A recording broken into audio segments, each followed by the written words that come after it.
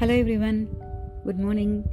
இன்றைக்கி நான் உங்கள்கிட்ட ஷேர் பண்ண போகிற ரெசிபி ஒரு பாலக் ரைஸ், பாலக் புலாவ், இல்லைன்னா ஒரு கீரை சாதம், எப்படி வேணால் சொல்லலாம். ஒரு ஹெல்த்தியான ஒரு ரைஸ் ரெசிபி, ஒரு குவிக்காக ஈஸியாக கிட்ஸுக்கு லஞ்ச் பாக்ஸுக்கு செஞ்சு அனுப்பிடலாம்.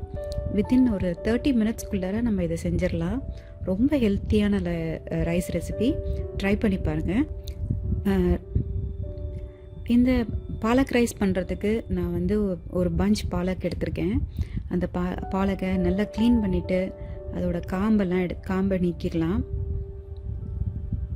வாஷ் பண்ணி நம்ம லீவ்ஸ் எல்லாம் க்ளீன் பண்ணியாச்சு. இப்போ ஒரு மிக்ஸி ஜாரில் இந்த பாலக் லீவ்ஸை சேர்த்துக்கலாம். 2 க்ரீன் சில்லிஸ் சேர்த்துடலாம். அதில் 1 இன்ச் ஜிஞ்சர் சேர்த்துடுவோம். 1 டீஸ்பூன் லைம் ஜூஸ் சேர்த்துடலாம். ஒரு 1/4 கப்பு தண்ணி விட்டு இதை நல்லா ஃபைனாக அரைச்சிக்குவோம். 1 கப் ரைஸ் நம்ம குக் பண்ணி எடுத்து வச்சுக்கலாம்.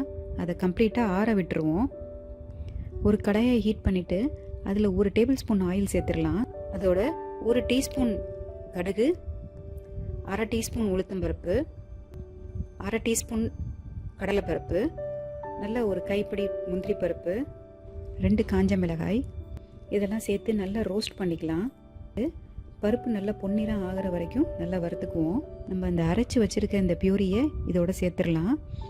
சேர்த்து நல்லா மிக்ஸ் பண்ணி விட்டுருவோம்.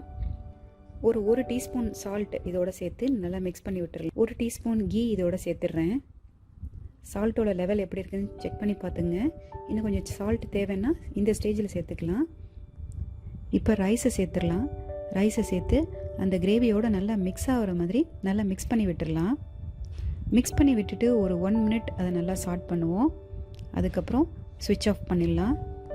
பசங்களோட லஞ்ச் பாக்ஸ்க்கு இதை நம்ம குவிக்காக ப்ரிப்பேர் பண்ணி அனுப்பலாம். ஸோ ட்ரை பண்ணி பாருங்கள். ட்ரை பண்ணி பார்த்துட்டு உங்களோட ஃபீட்பேக் எனக்கு கண்டிப்பாக சொல்லுங்கள். ஹெல்த்தியான கேரட் ரைஸ் எப்படி செய்கிறதுன்னு பார்க்கலாம். இந்த மாதிரி கேரட் ரைஸ் செஞ்சு கொடுத்தா கிட்ஸுக்கு ரொம்ப விரும்பி சாப்பிடுவாங்க.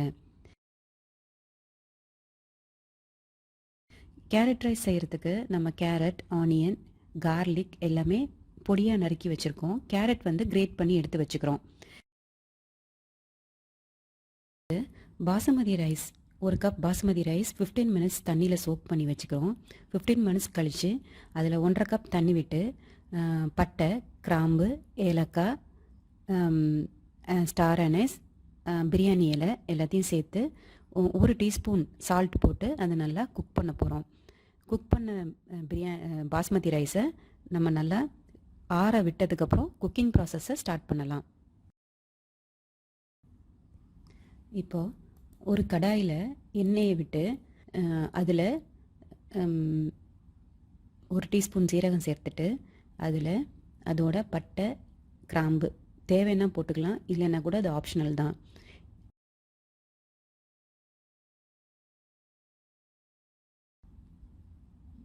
இதோட நறுக்கி வச்சுருக்க பூண்டு, பொடியாக நறுக்கி வச்சுருக்க வெங்காயம், பச்சை மிளகா எல்லாத்தையும் சேர்த்து நல்லா வதக்கிக்கிறோம்.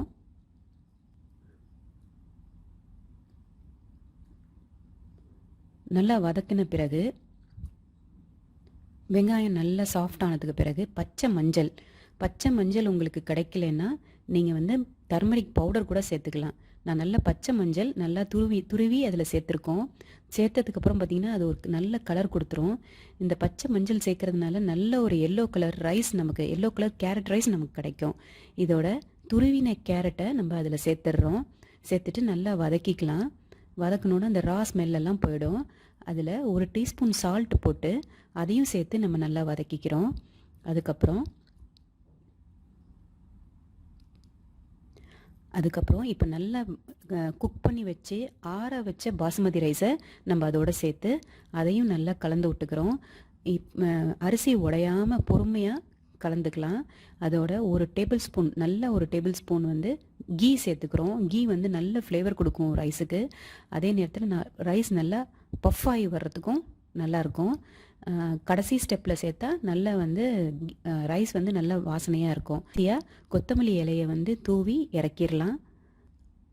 இந்த கேரட் ரைஸ் லஞ்ச் பாக்ஸுக்கு ரொம்ப நல்லாயிருக்கும். இந்த மாதிரி செஞ்சு கொடுங்க. உங்கள் கிட்ஸ் ரொம்ப விரும்பி சாப்பிடுவாங்க. தேங்க்யூ.